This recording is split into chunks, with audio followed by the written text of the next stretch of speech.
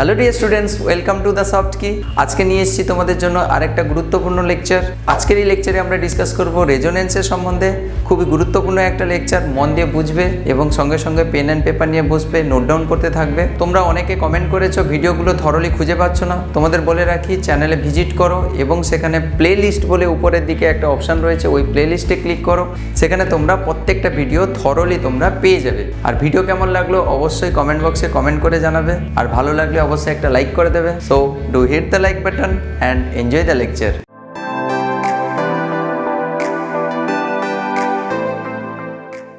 ঠিক আছে, ঠিক আছে। আজকে পড়ানো হবে রেজোনেন্স। রেজোনেন্স বাংলাতে যাকে বলা হচ্ছে সংস্পন্দন। খুব ইন্টারেস্টিং বাংলা, সংস্পন্দন, বা ইংরেজিতে যাকে বলা হচ্ছে রেজোনেন্স। তাহলে তোমাদের প্রথমে জানতে হবে যে হোয়াট ইজ রেজোনেন্স।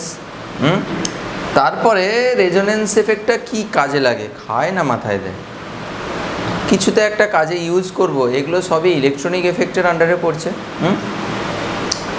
তো পরে আমরা ধীরে ধীরে ডিসকাস করব কিভাবে রেজোনেন্সকে ইউজ করে আমরা অন্যান্য কম্পাউন্ডের স্টেবিলিটি আমরা ডিটারমাইন করতে পারি, বা অন্যান্য যে এক্সপ্লেনেশন কম্পাউন্ডের বেসিসিটি, অ্যাসিডিটি, এইসব কীভাবে কম্প্যারিজন করতে পারি সেগুলো আমরা জানবো। তাহলে ফার্স্ট আমরা জানবো যে হোয়াট ইজ রেজোনেন্স। রেজোনেন্স কী জিনিস? দেখো, কোনো অণু বা হচ্ছে আয়ন, যে কোনো স্পিসিস, যাতে আমরা অর্গানিকে বলি এক কথায় স্পিসিস। স্পিসিস মানে এটা অণু হতে পারে, কোনো যৌগ হতে পারে, বা হচ্ছে কোনো আয়নও হতে পারে। হ্যাঁ, কোনো স্পিসিসের ক্ষেত্রে যখন ওইটা গঠনকারী, মানে ধরো অণু বা হচ্ছে ওই আয়ন গঠনকারী পরমাণুগুলোর আপেক্ষিক অবস্থান স্থির রেখে, মানে তাদের পরমাণুগুলোর অবস্থান কখনো পরিবর্তন হবে না, শুধুমাত্র বাইরের যে ভ্যালেন্স সেলের ইলেকট্রন, বাইরের কক্ষের যে প্রত্যেকটা পরমাণু, মানে ওই অণু গঠনকারী যে পরমাণুগুলো রয়েছে বা আয়ন গঠনকারী যে পরমাণুগুলো রয়েছে, ওদের বাইরের কক্ষের ইলেকট্রনগুলো এদিক ওদিক ঘোরাফেরা করবে। আমি খুব সিম্পল ভাষা, আমি ও সব ডেফিনেশানগুলি মারো, ওই ডেফিনেশানে গিয়ে কোনো লাভ নেই। আমার জিনিসটা আন্ডারস্ট্যান্ডিংটা ক্লিয়ার হওয়া দরকার, যে ওই পরমাণুগুলোর বাইরের কক্ষের ইলেকট্রনগুলো এদিক ওদিক খেলাধুলা করে নতুন নতুন ভ্যালেন্স সেলের ইলেকট্রন, কিন্তু বহিস্থ কক্ষের যোজ্যতা কক্ষের ইলেকট্রনগুলো এদিক ওদিক ঘোরাফেরা করে ওই কম্পাউন্ডের মধ্যেই ঘোরাফেরা করে একাধিক তারা লুইস গঠন তৈরি করে, লুইস স্ট্রাকচার তৈরি করে। তোমরা লুইস স্ট্রাকচার সম্বন্ধে ক্লাস 11-এ পড়েছো। ওই লোন পেয়ার দিয়ে ডট ডট দিয়ে দেখানো হয়, বাইরের কক্ষে অষ্টক পূর্তি রেখে ওই সাজানো হয় স্ট্রাকচারগুলোকে। একাধিক এইরকম লুইস স্ট্রাকচার গঠিত হয়। কোনো কম্পাউন্ডের ক্ষেত্রে এই রকম যদি ঘটনার উদ্ভাবন ঘটে, তাহলে বলবো যে রেজোনেন্স হয়েছে ওখানে। ঠিক আছে, এখানে কয়েকটা বিশেষত্ব রয়েছে। সেটা হচ্ছে যে, এক নম্বর হচ্ছে এখানে পরমাণুগুলোর আপেক্ষিক অবস্থানের কোনো পরিবর্তন ঘটবে না, খুব ইম্পর্টেন্ট কথা। শুধুমাত্র ইলেকট্রনগুলো এদিক ওদিক খেলাধুলা করবে, দিয়ে নতুন নতুন গঠন পাবো। 2 নম্বর হচ্ছে যে কোনো ঘটনার এক্সপ্লানেশন যখন দেওয়া হয়, কোনো একটি মাত্র রেজোনেন্স গঠন, তাহলে আমি বলেছি কি কম্পাউন্ডের একাধিক রেজোনেটিং গঠন সংকেত পাবো। কোনো একটা পার্টিকুলার কোনো রেজোনেটিং গঠন সংকেত,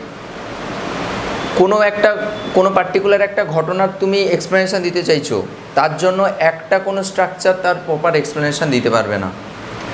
সবগুলো স্ট্রাকচারকে কম্বাইন করতে হবে। অনেক সময় দেখবে সবগুলো স্ট্রাকচারের কম্বিনেশনের ফলে যে স্ট্রাকচারটা পাচ্ছি, সে হয়তো টোটাল ওই ঘটনাটার এক্সপ্লেনেশান দিচ্ছে। আর একটা জিনিস হচ্ছে যে এই স্ট্রাকচারগুলোর কিন্তু বাস্তবে কোনো অস্তিত্ব নেই। এগুলো শুধুমাত্র আমরা কাল্পনিকভাবে ড্র করি, খাতা পেনে ড্র করি, বাস্তবে এর কোনো অস্তিত্ব নেই।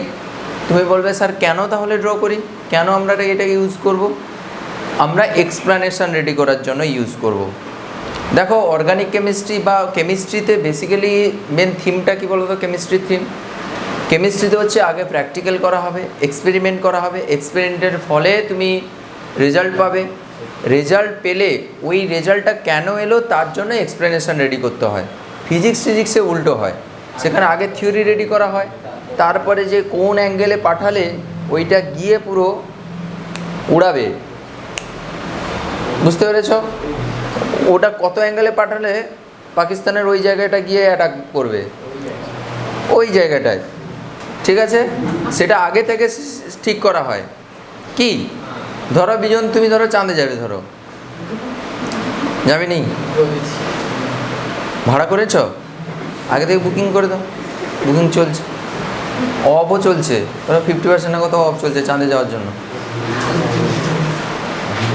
এখন তেলের রেটটা বেশি বলে একটু বেশি, হ্যাঁ। তো বেসিক্যালি এখানে তাহলে তোমাকে ওই রেজোনেটিং স্ট্রাকচারগুলো কেন আঁকতে হবে? কারণ হচ্ছে তুমি যে কম্পাউন্ড পেয়েছো, হ্যাঁ, ওই কম্পাউন্ডটা কেন তৈরি হলো, বা ওর স্টেবিলিটি কী কারণে আমরা পেলাম, কেন স্টেবল হলো ওই কম্পাউন্ডটা, কোন মেকানিজমে যাচ্ছে, ওর স্টেপগুলোতে কী কী জিনিস তৈরি হয়েছে, এবং ওই জিনিসগুলো কেন তৈরি হলো, তার স্টেবিলিটি কেমনভাবে বিচার করব আমরা। তার জন্য এত ইফেক্টকে কাজে লাগানো হয়, বেসিক্যালি স্টেবিলিটির জন্য। যে স্টেবিলিটি কেন হচ্ছে ওর এক্সপ্লেনেশন আমরা রেডি করি এই সব এফেক্টগুলোকে কাজে লাগিয়ে। অনেকগুলো এফেক্টের মতো এখানেও রেজোনেন্স একটা এফেক্ট, যার মাধ্যমে আমরা কিন্তু ওই সব জিনিসগুলো এক্সপ্লেন করি, ঠিক আছে? তাহলে আবার সামারি করছি। ফার্স্ট হচ্ছে যে এখানে পরমাণুগুলোর আপেক্ষিক অবস্থান স্থির থাকবে, পরমাণুগুলো ঘোরাফেরা করবে না, শুধু তাদের যে লোন পেয়ার ইলেকট্রন থাকতে পারে বা নেগেটিভ চার্জ যে ইলেকট্রন, ওই ইলেকট্রনগুলো শুধুমাত্র এদিক ওদিক ঘোরাফেরা করবে, দিয়ে নতুন নতুন লুইস স্ট্রাকচার তৈরি করবে, ঠিক আছে? আর সেকেন্ড কি বললাম, এগুলো হচ্ছে একটা কাল্পনিক স্ট্রাকচার, হ্যাঁ।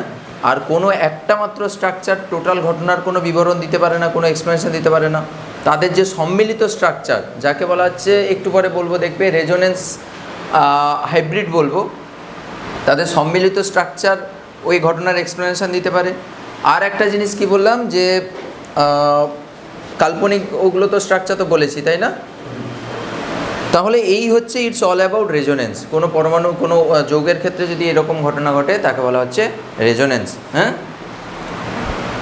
আচ্ছা, এবার হচ্ছে যে আমি একটা ড্র করি একটা জিনিস দিয়ে, সেখানে আমি তোমাকে এক্সপ্লেনেশনগুলো দেবো। দেখো বেঞ্জিনের ক্ষেত্রে, বেঞ্জিনের স্ট্রাকচার কি? এই ঘরের মতো স্ট্রাকচার, ষড়ভুজ। তাহলে এই বেঞ্জিনকে আমরা বিভিন্ন উপায়ে লিখতে পারি। কেমনভাবে? এটা কেকুল স্ট্রাকচার বলা হয়, কেকুল স্ট্রাকচার, বেঞ্জিনের কেকুল স্ট্রাকচার। একে দেখো কীভাবে ইলেকট্রোম্যাগনেটিক এফেক্ট আগের দিন পড়িয়েছি আমি তোমাদের। সেখানে কি করেছিলাম, এইরকম করে এরকম বন্ড যদি এইদিকে চলে আসে, বাবু শোনা, তুমি একটু বলো তো এখানে, বিজন শোনা, বলো কি তৈরি হবে বলো? আগের দিন করিয়েছি, কোথায় কি চার্জ তৈরি হবে? এখানে হবে কি, মাইনাস না প্লাস? এখানে ব্যাস, গুড। তাহলে এখানে মাইনাস, এখানে প্লাস, তারপরে যেরকম আছে সেরকম থাকলো। এবার দেখো, আচ্ছা একটা জিনিস দেখো, আমি এখানে রেজোনেন্স যখন আঁকবো সবসময় এরকম উভয়মুখী তীরচিহ্ন দেবো, এইরকম একমুখী তীরচিহ্ন হবে না, বা এরকম করে এরকম সাইন হবে না, এটা হচ্ছে রেজোনেন্সের সাইন, ঠিক আছে? এগুলো ভুল করবে না। সেকেন্ড স্টেপে আমি এইরকম করতে পারি না, এই ইলেকট্রন ডেনসিটি না এখানে নিয়ে চাপালাম, তারপরে এর দেখো হাত এখানে এই কার্বনের হাত কটা ছিল? 4টাই ছিল, তুমি দেখতে পাচ্ছ না। কেন দেখতে পাচ্ছ না? এর হাত কি করে 4? এই কার্বন, এখানে তো কার্বন রয়েছে। এগুলোতে কি রয়েছে জানো তো? কার্বন রয়েছে। তাহলে এই কার্বনের হাত 4 হলো কি করে? कैसे 4 বের করে দেবো নাকি? তো এবার সব বের করে সব দেখাবো, দাঁড়াও। হাইড্রোজেনটাকে খুলে দাও, খুলে বের করো। কি গো, এটা লজ্জাস্কর ব্যাপার। বেঞ্জিনের কোথায় কি রয়েছে তুমি জানো না?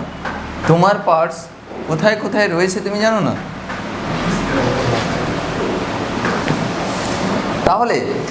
তাহলে এখানে দেখো কার্বনের হাত কত? 1 2 3। এখানে একটা হাইড্রোজেন আছে। তোমরা এগুলো ভুল করবে না জানো তো, এগুলো কখনো এরপরে আর মিস্টেক করবে না। এখানে কিন্তু হাইড্রোজেন রয়েছে, বেঞ্জিনে আমরা লিখি না ওটা, বুঝতে পেরেছো? তাহলে দেখো এখানে এই নেগেটিভ চার্জটা আগের দিন শিখিয়েছি, এরকম নেগেটিভ চার্জ আসে মানে একটা বন্ডিং ফর্মেশন করতে চাইছে। দীপু দেখো এখানে এর হাত অলরেডি 4 ছিল, তুমি আবার একটা দেখো এখানে আবার একটা তুমি হাত করতে চাইছো, মানে 5 হাত হয়ে যাবে। তোমার দুজন মিলে 4 হাত করতে পারো, 5 হাত কি হবে? না হবে। 5 হাতে পঞ্চম নম্বর যে হাত আসবে তাকে তাহলে কেটে গুঁড়িয়ে দাও, তাকে উড়িয়ে দাও, তাহলে তাকে বোম মেরে উড়িয়ে দাও, এখানে রেখে দাও। এখানে এরকম লিখলে দেখতে ভালো লাগবে না, হাইড্রোজেন লিখলে দেখতে ভালো লাগবে না, স্টাইলে লিখবে।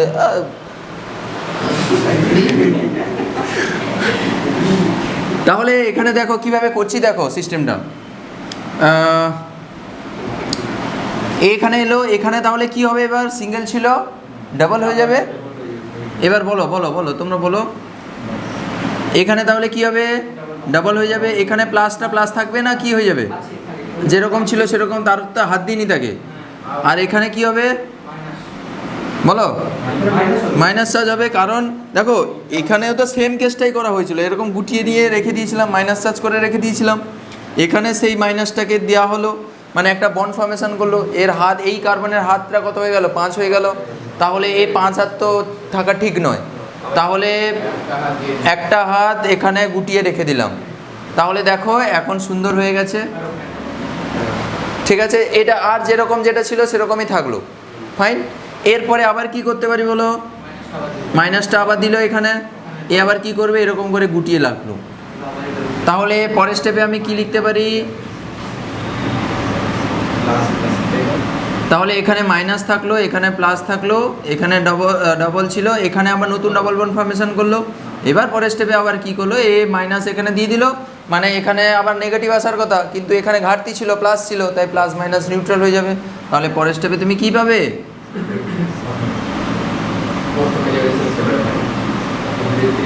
এইটা পাবে, ঠিক আছে না, এইটা পাবে, ঠিক আছে। এবার দেখো একটা সিস্টেম, দেখো ধীরে ধীরে ধীরে ধীরে আমি ছোট করে দিয়েছি, কোনো কারণ নেই এর, এমনি হয়ে গেছে আর কি। কাছে থাকলে একটু বড় বড় দেখতে লাগে, দূরে গেলে একটু ছোট ছোট দেখতে লাগে, তাই আমি সেই অনুযায়ী লিখেছি আর কি। একটা জিনিস খেয়াল করে দেখো, এখানে রেজোনেন্সে যে ক্রাইটেরিয়াতে বলেছিলাম এই বেঞ্জিনের ক্ষেত্রে সেটা কিভাবে অ্যাপ্লাই করছি দেখো। এখানে যদি এই মাইনাসের ক্ষেত্রে কনসিডার করে দেখো, জেনারেলি হচ্ছে এইরকমভাবে লেখা হয় না। যদি তুমি লোন পেয়ার বা হচ্ছে তুমি যদি নেগেটিভ চার্জ, এক্সট্রা যদি নেগেটিভ চার্জ থাকে, তখন সেগুলোকে ঘুরিয়ে ঘুরিয়ে লিখলে ওটা একটা মিনিংফুল থাকে। আমি সিম্পল বেঞ্জিনের সিস্টেম ধরেই করে দিলাম, বাট অসুবিধা নেই। তাহলে বেসিক্যালি এখানে এই যে বেঞ্জিন স্ট্রাকচারটা আমি লিখলাম, এই বেঞ্জিনের কতগুলো স্ট্রাকচার পাওয়া গেল দেখো। এগুলো কিন্তু তুমি বলবে না এগুলো রেজোনেটিং স্ট্রাকচার। রেজোনেটিং স্ট্রাকচার বলা যেতে পারে কি, বলা যেতে পারে, কারণ এখানে কোনো পরমাণুর হচ্ছে অবস্থান চেঞ্জ হয়নি, শুধুমাত্র ইলেকট্রনগুলো ঘোরাফেরা করছে, মানে পাই ইলেকট্রন, বাইরের কক্ষের ইলেকট্রন বা হচ্ছে পাই ইলেকট্রনও ঘুরতে পারে, কিন্তু এখানে পাই ইলেকট্রনটা মুভমেন্ট করছে। দেখো এইখান থেকে যখন এই স্ট্রাকচার এলো, দেখো যেরকম যা কার্বন যেখানে ছিল সব কার্বনগুলো সব সেই দিকে আছে, সেরকমভাবে অ্যারেঞ্জ করে রয়েছে। শুধুমাত্র এই নেগেটিভ চার্জটা দেখো এখানে ছিল, এখান থেকে শিফট করে এখানে চলে এলো। পরের স্টেপে দেখো এখান থেকে এখানে চলে এলো, তাই না? এই যে প্রত্যেকটা যে গঠন আমি আঁকলাম, এগুলো হচ্ছে এক একটাকে বলবো কি, রেজোনেন্স স্ট্রাকচার বা হচ্ছে ক্যানোনিক্যাল স্ট্রাকচার বলবো, ঠিক আছে। এইগুলো হচ্ছে প্রত্যেকটা এক একটা রেজোনেটিং স্ট্রাকচার বা হচ্ছে ক্যানোনিক্যাল স্ট্রাকচার বলতে পারি। তাহলে এগুলো হচ্ছে প্রত্যেকটা হচ্ছে রেজোনেন্স স্ট্রাকচার বা হচ্ছে ক্যানোনিক্যাল স্ট্রাকচার। রেজোনেন্স স্ট্রাকচার বা যাকে বলা হচ্ছে ক্যানোনিক্যাল স্ট্রাকচার, ক্যানোনিক্যাল স্ট্রাকচার, ঠিক আছে। এবার এই যে টোটাল সিস্টেমটাকে না, এই টোটাল সিস্টেমটাকে ওভারঅল একটা স্ট্রাকচারের মধ্যে আমি লিখতে পারি কিভাবে। এই যে টোটাল যে স্ট্রাকচারগুলো আমি লিখলাম, টোটাল স্ট্রাকচারগুলোকে আমি এইভাবে লিখতে পারি কিভাবে বলো তো, এইরকম ইকুইভ্যালেন্ট সাইন দিয়ে এইরকমভাবে লিখতে পারি। দেখো কিভাবে লিখছি, দেখো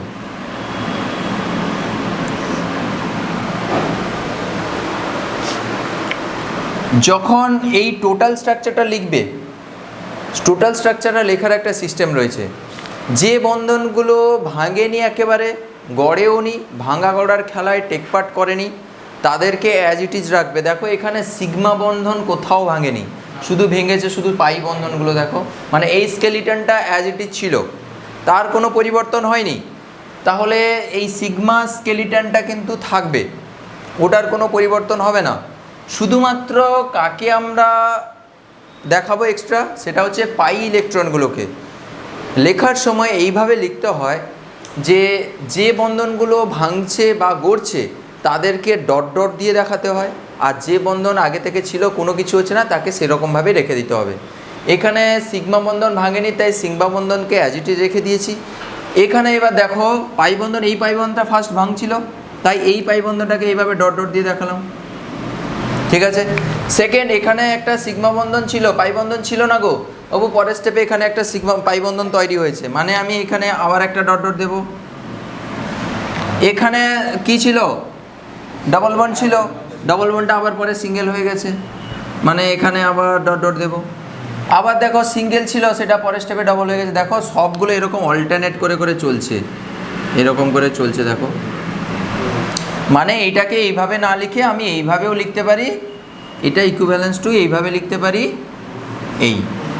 এই রকম করে লিখে দেয়। না হলে মানে আমি এটা তোমাকে বোঝানোর জন্য এরকম লিখলাম, বা তুমি এইভাবেও লিখতে পারো এই রকম। এই যে ডকুমেন্টটা তৈরি হলো, এই যে লোকটা তৈরি হলো, এটা হচ্ছে টোটাল এগুলোর সামারি বলতে পারো।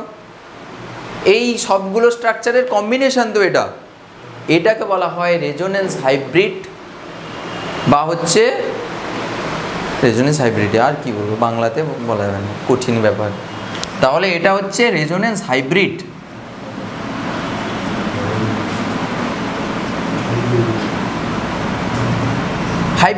হাইব্রিড স্ট্রাকচার সবগুলোকে ওখানে পাঞ্চিং করে দিয়েছি, বুঝতে পেরেছো? এই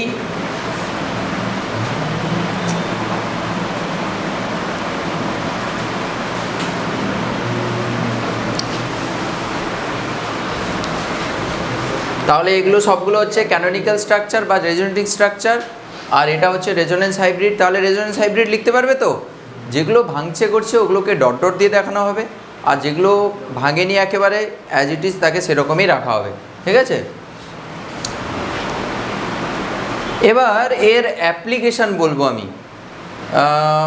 বইতে দেখবে এই স্ট্রাকচার আর এই স্ট্রাকচার দেওয়া আছে, দেখবে যে এখানে ডাবল ছিল, এখানে সিঙ্গেল ছিল, পরের স্টেপে এখানে ডাবল হয়ে গেছে, এখানে ডাবল ছিল, এখানে সিঙ্গেল হয়ে গেছে, সিঙ্গেল ছিল, ডাবল হয়ে গেছে। আমি কিভাবে হয়েছে ব্যাপারটাকে আমি দেখালাম, খুলে খুলে দেখালাম, বুঝতে পেরেছো? আচ্ছা, এখানে এই প্রসঙ্গে বলে রাখি যে রেজোনেন্স কখন হবে, মানে তোমাকে যদি রেজোনেন্স স্ট্রাকচার আঁকতে হয় তাহলে তোমাকে কোন ক্রাইটেরিয়াগুলো ফিল আপ করতে হবে। সবসময়ের জন্য রেজোনেন্স কিন্তু হতে পারে না। এক নম্বর হচ্ছে ওকে হচ্ছে কনজুগেটেড সিস্টেম হতে হবে।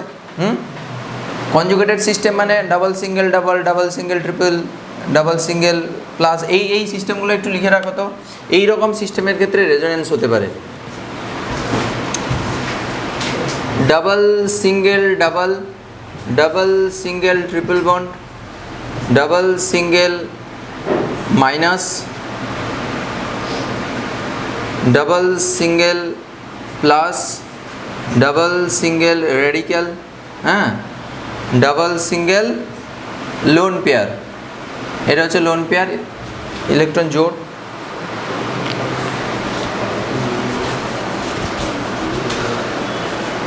তাহলে এই সব ক্ষেত্রে রেজোনেন্স হতে পারে। এগুলোকে বলা হয় কনজুগেটেড সিস্টেম। এটা কনজুগেটেড সিস্টেম।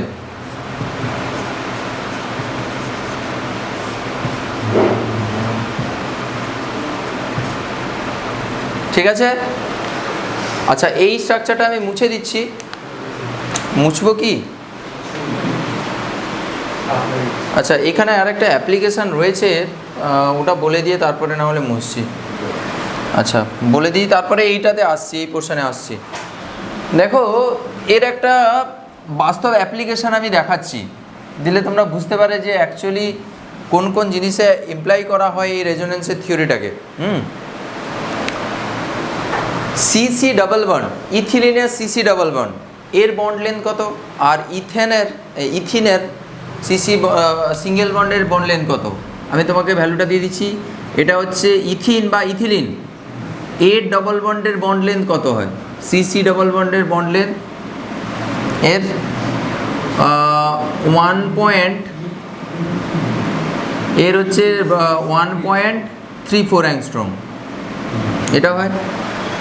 আর যদি ইথিনের যদি ধরো CH3 এর সিঙ্গেল বন্ডের বন্ড লেন্থ কত হয়? সিসি বন্ডের 1.54 অ্যাংস্ট্রম। ঠিক, এটা হচ্ছে এর বন্ড লেন্থ। অনিন্দ যাবো, এটা হচ্ছে ইথেন আর এটা হচ্ছে ইথিন। ভুল বলেছিলাম নাকি? এটা ইথিলিন বলছিলাম, ইথিন বলছিলাম না? আচ্ছা, এটা হচ্ছে ইথেন আর এটা হচ্ছে ইথিন বা ইথিলিন। হ্যাঁ, ও আচ্ছা আচ্ছা, হ্যাঁ। তাহলে এইটা হচ্ছে তাদের বন্ড লেন্থ, ঠিক আছে। এবার বেঞ্জিনের ক্ষেত্রে এই স্ট্রাকচারটা তুমি অবজার্ভ করো। এইখানে কটা ডাবল বন্ড রয়েছে? 3টে ডাবল বন্ড রয়েছে কি? তাহলে এখানে রয়েছে 3টে ডাবল বন্ড, 3টে সিসি ডাবল বন্ড রয়েছে। আর কি রয়েছে? 3টে সিসি সিঙ্গেল বন্ড রয়েছে। তাহলে বাবু তুমি আমাকে বলো যে স্যার এখানে বেঞ্জিনে নিশ্চয়ই সিসি যে ডাবল বন্ড রয়েছে সে তো ইথিলিনের মতো, তো ডাবল বন্ডের মতো, ইথিলিনের ডাবল বন্ডের মতো। তাহলে এই যে ডাবল বন্ডগুলো রয়েছে এই ডাবল বন্ডের বন্ড লেন্থ কী হওয়া উচিত? মানে এই ডাবল বন্ডের এই যে 3টা সি ডাবল বন্ডের 3টা সি ডাবল বন্ড সি এর বন্ড লেন্থ কত হওয়া উচিত? এইটা 1.34 হওয়া উচিত অ্যাংস্ট্রম। আর এই যে সিঙ্গেল বন্ডগুলো রয়েছে, এই যে CC single bond, CC single bond, CC single bond, এই সিঙ্গেল বন্ডগুলোর বন্ড লেন্থ কত হওয়া উচিত? এর যেরকম আছে সেরকম 1.54 অ্যাংস্ট্রম হওয়া উচিত, 1.54 অ্যাংস্ট্রম হওয়া উচিত, তাই তো? But actually experimental data show করছে যে ওটা হচ্ছে ভ্যালু 1.39 অ্যাংস্ট্রম। মানে বেঞ্জিনের এইরকম করে different CC double bond, CC single বন্ডের বন্ড লেন্থ এক্সিস্ট করে না। এখানে বেঞ্জিনের ক্ষেত্রে বলছে যে সব বন্ধনগুলোই হচ্ছে ইকুয়াল হবে, কোনো আলাদা আলাদা সেপারেট ডাবল বন্ডের আলাদা ভ্যালু, সিঙ্গেল বন্ডের আলাদা ভ্যালু এরকম কোনো নেই। একটাই বন্ধন থাকে, একটা প্রকারেরই বন্ধন থাকবে এবং সেই বন্ধন দৈর্ঘ্য বলছে 1.39 অ্যাংস্ট্রম। তাহলে দেখো আমি কি বললাম যে এখানে ডাবল বন্ডের আলাদা সেপারেট কোনো ভ্যালু থাকবে না, সিঙ্গেল বন্ডের যেরকম সিঙ্গেল যে বন্ডের যে বন্ড লেন্থ 1.54 অ্যাংস্ট্রম কোনো সেপারেট ভ্যালু থাকবে না। সব বন্ড লেন্থ দিয়ে এক্সপেরিমেন্ট দেখাচ্ছে সব বন্ড লেন্থই সমান এবং তার ভ্যালু হচ্ছে 1.39 অ্যাংস্ট্রম। ঠিক আছে, এটা কেন, কিভাবে এক্সপ্লেন করবে? How could you explain this anomalous behaviour? কিভাবে তুমি এক্সপ্লেন করবে? তাহলে এক্সপ্লেনেশনটা এইভাবে করতে হবে। দেখো এখানে কি হয় বেসিক্যালি প্রবলেমটা, এখানে ব্যাপারটা হচ্ছে যে দেখো এই ডাবল বন্ড কখনো পুরোপুরি ডাবল বন্ড হিসেবে থাকে না বিজন। এই ডাবল বন্ডটা পরের স্টেপে সিঙ্গেল হয়ে যায়, আবার সিঙ্গেল বন্ডটা আবার কখনো কখনো ডবল বন্ডে পরিণত হচ্ছে। তাহলে কখনো সিঙ্গেল কখনো ডবল এরকম করে সবসময় ঘোরাফেরা করছে। অর্থাৎ বলতে পারি স্যার এটা পুরোপুরি ডাবল বন্ডও নয়, পুরোপুরি সিঙ্গেল বন্ডও নয়। অর্থাৎ বলতে পারি সিঙ্গেল আর ডবল বন্ডের মাঝের কোনো একটা ক্যারেক্টার পাচ্ছে প্রত্যেকটা বন্ধন। বেঞ্জিনের প্রত্যেকটা বন্ধন ডাবল এবং সিঙ্গেলের মধ্যবর্তী কোনো একটা ক্যারেক্টার পাচ্ছে। তাহলে ওদের যদি বন্ধন যদি ডাবল সিঙ্গেলের মধ্যবর্তী ক্যারেক্টার পায়, বন্ড লেন্থও ওদের মধ্যবর্তী কোনো একটা জায়গার ক্যারেক্টার পাবে। দেখো এই জন্য 1.34 আর 1.54 এর মধ্যবর্তী একটা ভ্যালু দিয়েছে এই যে বন্ড লেন্থগুলো। আর এখানে 6টা সিসি বন্ধনই ইকুয়াল এক্সপেরিমেন্ট এটা শো করছে। তাহলে এক্সপেরিমেন্টের সঙ্গে মিলে গেল দেখো, তাই না? এই হচ্ছে রেজোনেন্সের অ্যাপ্লিকেশান। এটা একটা অ্যাপ্লিকেশান দেখালাম, আরও অনেক অ্যাপ্লিকেশান রয়েছে, বুঝতে পেরেছ? তো এইটা এখান থেকে সুন্দর করে এক্সপ্লেন করা যায়।